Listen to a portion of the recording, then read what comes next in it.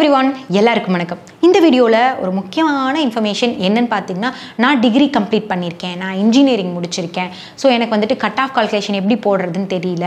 நீங்க வந்து அதை எக்ஸ்பிளைன் பண்ணுங்கன்னு சொல்லி கேட்டிருந்தீங்க. சோ அவங்களுக்காக தான் நம்ம வந்துட்டு இன்னைக்கு டிகிரி ஆஃப்டர் எப்படி LLB ஜாயின் பண்றதுக்கான கட் ஆஃப் கால்குலேஷன் போடணும் அப்படிங்கறத நான் உங்களுக்கு இன்னைக்கு எக்ஸ்பிளைன் பண்ண போறேன்.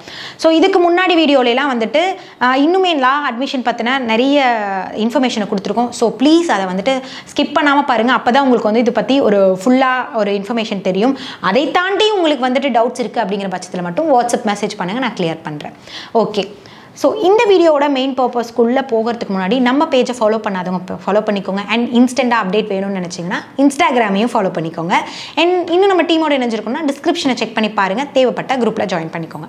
ஓகே, வாங்க வீடியோக்குள்ளே போகலாம். ஸோ டிகிரியை பொறுத்த வரைக்கும் டிஃப்ரெண்ட் டைப்பான டிகிரிஸ் இருக்குது. எஸ், ஆர்ட்ஸ், சயின்ஸ், இன்ஜினியரிங்னு சொல்லிட்டு நிறைய டிகிரிஸ் இருக்குது. ஸோ ஒவ்வொரு டிகிரிலையுமே வந்து பார்த்திங்கன்னா ஒவ்வொரு மாதிரியான ஸ்கோர் அண்ட் சிபிஏன்னு சொல்லிட்டு கால்குலேட் பண்ணுவாங்க. நம்ம வந்து ஒன்ஸ் டிகிரி கம்ப்ளீட் பண்ணுறோம்னா LLB படிக்க முடியுங்கிறது நமக்கு தெரியும். இது 3 ஆண்டுக்கான சட்டப்படிப்பு.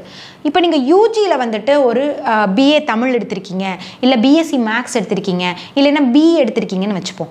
இப்போ இதில் வந்துட்டு ஒரு சின்ன டிஃப்ரென்ஸை நீங்கள் புரிஞ்சுக்கணும்.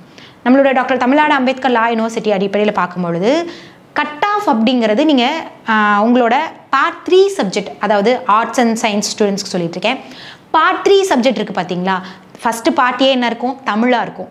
பார்ட் B இங்கிலீஷாக இருக்கும், இல்லைனா அது ரெண்டுமே லாங்குவேஜ் சம்மந்தப்பட்ட ஒரு பேப்பராக இருக்கும். பார்ட் 3 அப்படிங்கிறத நம்மளோட கோர் பேப்பர், அதாவது நம்ம டிகிரிக்கான மிக முக்கியமான சப்ஜெக்ட் எல்லாம் பார்ட் 3ல தான் கொடுத்துருப்பாங்க. அண்ட் பார்ட் 4ல் வந்து பார்த்திங்கன்னா இனி எக்ஸ்ட்ரா இருக்கக்கூடிய சப்ஜெக்ட்ஸ் ஏதாவது வந்துச்சுன்னா, இந்த என்வரான்மெண்ட்டு அந்த மாதிரி சம்திங் வந்துச்சுன்னா பார்ட் 4ல் வந்து நீங்கள் உங்கள் மார்க் ஸ்டேட்மெண்ட்டை எடுத்து பார்த்தீங்கன்னாவே உங்களுக்கு தெரிஞ்சிடும். இப்போ பார்ட் 3ல இருக்கிறதா நம்மளோட இந்த கட் ஆஃப் கால்குலேஷனுக்காக உபயோகப்படுத்தக்கூடிய சப்ஜெக்ட். அதாவது எப்படி BA LLBக்கு தமிழ் இங்கிலீஷை ஸ்கிப் பண்ணிட்டு மீதி இருக்கக்கூடிய 4 கோர் சப்ஜெக்டையும் வந்து நம்ம எடுத்துகிட்டு கால்குலேட் பண்ணுறோமோ அதே மாதிரி தான் பார்ட் 3ல தான் உங்களோட ப்ராக்டிக்கல் ஸ்கோர், ப்ராக்டிக்கல் மார்க் எல்லாமே பார்ட் 3ல தான் போட்டிருப்பாங்க. அப்போ பார்ட் 3ல இருக்கக்கூடிய ஒட்டுமொத்த சப்ஜெக்டை எவ்வளோ மார்க் வருதுன்னு டிவைடட் பை எத்தனை சப்ஜெக்ட் இருக்கோ அதால் நீங்கள் வகுத்தீங்கன்னா உங்களோட கட் ஆஃப் வந்துடும். இதுக்கு நீங்கள் ரொம்பலாம் குழப்பிக்க வேணாம். உங்களோட கன்சாலிடேட் மார்க் ஸ்டேட்மெண்ட் இருக்கு இல்லைங்களா, அந்த கன்சாலிடேட் மார்க் ஸ்டேட்மெண்ட் வந்ததும் பார்ட் 3ல வந்துட்டு நீங்கள் எவ்வளோ ஸ்கோர் எடுத்திருக்கீங்கிறத அதுலேயே மென்ஷன் பண்ணியிருப்பாங்க. அதுதான் உங்களோட கட் ஆஃப் மார்க். அதே மாதிரி தான் இன்ஜினியரிங் ஸ்டூடெண்ட்டை பொறுத்த வரைக்கும் அவங்களுக்குமே CGPA அப்படிங்கிறதுல இப்போ ஒரு 8.0 CGPA அப்படின்னு சொல்லி போட்டிருப்பாங்க. அந்த 8.0 அப்படிங்கிறதுனா நீங்கள் 80% கட் ஆஃப் எடுத்திருக்கீங்க, அதாவது 80% வந்து நீங்கள் BEயில் வந்து எடுத்திருக்கீங்க. உங்கள் CGPAவை தான் நீங்கள் அப்படியே கால்குலேட் பண்ணிக்கலாம். ஓகேங்களா? ஸோ இதன் அடிப்படையில் ரொம்பலாம் ஸ்ட்ரெஸ் போட்டு ரொம்பலாம் குழப்பிக்கலாம் தேவையில்லைங்க. நமக்கு இப்போ வந்து ஆன்லைன் ப்ராசஸ் தான், டெக்னாலஜி ரொம்பவே வளர்ந்துருச்சு.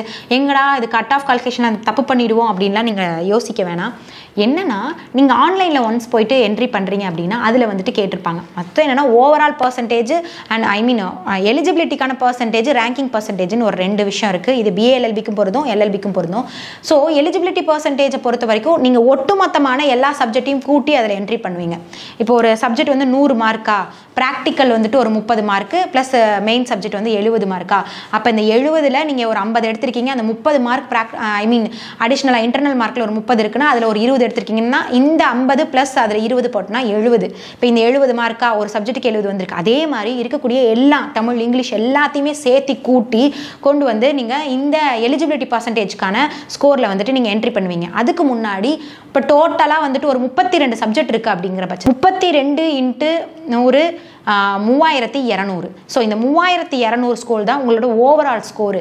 அந்த 3200ல் இருந்து நான் வந்து சும்மா பொதுப்படையாக சொல்கிறேன், நீங்கள் வந்து உங்களோட மார்க் ஸ்டேட்மெண்ட்டில் டோட்டல் பண்ணி பாருங்கள். இப்போ ஒட்டுமொத்தமாக தமிழ், இங்கிலீஷ் உங்களோட கோர் எல்லா சப்ஜெக்டையும் சேர்த்து பார்த்தா இந்த 3200 சப்ஜெக்ட் வந்து ஓவரால் ஸ்கோரு. அதை வந்துட்டு எலிஜிபிலிட்டி பர்சன்டேஜில் ஓவரால் ஸ்கோரில் கொண்டு போய் போடுவீங்க.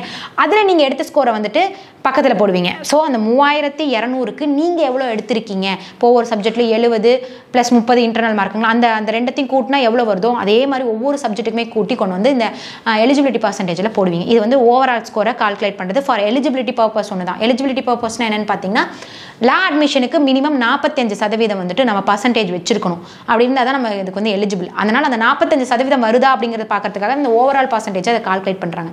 அடுத்தது ரேங்கிங் பர்பஸ். இது வந்து தான் கட் ஆஃப் அப்படின்னு சொல்லுவாங்க. இந்த ரேங்கிங் பர்பஸ் அப்படிங்கிறது நம்ம என்ன சொன்ன மாதிரி பார்ட் 3 சப்ஜெக்ட் இருக்குது பார்த்தீங்களா, நான் வந்து மேக்ஸ் ஸ்டூடெண்ட். ஸோ மேக்ஸ் ஸ்டூடெண்ட்டுங்கிறதால என்னோட சப்ஜெக்டில் பார்ட் 3ல வர்றது இந்த ஸ்டாட்டிஸ்டிக், அதாவது நான் மேக்ஸ் வித் சி எடுத்திருந்தேன், கம்ப்யூட்டர் அப்ளிகேஷன். ஸோ அதனால் C++, இது எல்லாமே வந்துட்டு இந்த பார்ட் 3ல வரக்கூடிய சப்ஜெக்ட்ஸாக இருந்தது. ப்ளஸ் என் ப்ராக்டிக்கல் பேப்பரும் அந்த பார்ட் 3ல தான் வந்துச்சு. அப்போ என்னோட கட் ஆஃப் கால்குலேஷனுக்கு நான் அது எல்லாத்தையுமே தான் எடுத்துப்பேன். உங்கள் மார்க் ஸ்டேட்மெண்ட்டில் பார்ட் 3 இருக்கு இல்லைங்களா, அந்த சப்ஜெக்ட்லாம் எடுத்து அதோட ஓவரால் ஸ்கோர் எல்லாம் கூட்டி கொண்டு வந்துட்டு இந்த ரேங்கிங் பர்பஸ் இருக்குது பார்த்தீங்களா, அதில் வந்து நீங்கள் என்ட்ரி பண்ணணும். அதே மாதிரி அதில் ஓவரால் ஸ்கோர் என்னங்கிறதையும் நீங்கள் வந்து என்ட்ரி பண்ணணும்.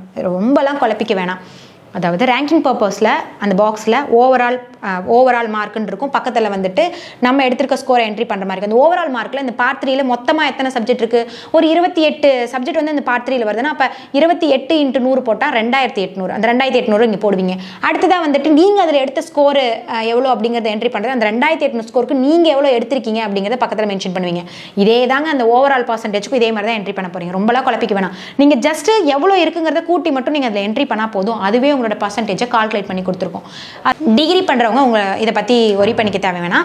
இதோட கட் ஆஃப் வந்து பார்த்தீங்கன்னா ஆட்டோமேட்டிக்காக அந்த சிஸ்டமே உங்களுக்கு கால்குலேட் பண்ணி கொடுத்துரும். அதனால் இதில் வந்து ரொம்பலாம் பெரிய கன்ஃபியூஷன்லாம் எடுத்துக்க வேணாம்.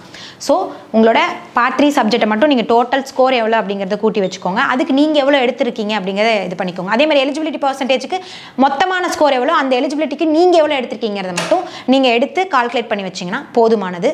இதுதான் கட் ஆஃப் கால்குலேஷனோட மெயினான ஒரு இன்ஃபர்மேஷன். ஸோ இதுக்காக ரொம்ப ஸ்ட்ரெஸ்ஃபுல் பண்ணிக்க வேணாம். அப்படி உங்களுக்கு டவுட்ஸாக இருக்குது அப்படின்னாலும் நீங்கள் மறுபடியும் கமெண்ட் பண்ணுங்கள். நான் மறுபடியும் உங்களுக்கு வந்துட்டு நான் தனியாக எழுதியே காமிக்கிறேன் எப்படி போடணும் அப்படிங்கிறத. ஓகே, ஸோ இந்த வீடியோட மெயின் பர்பஸ் நம்மளோட LLBக்கான கட் ஆஃப் கால்குலேஷன் எப்படி போடுறது அப்படிங்கிறத நான் சொல்லியிருக்கேன். அடுத்த வீடியோவில் பார்ப்போம். நன்றி.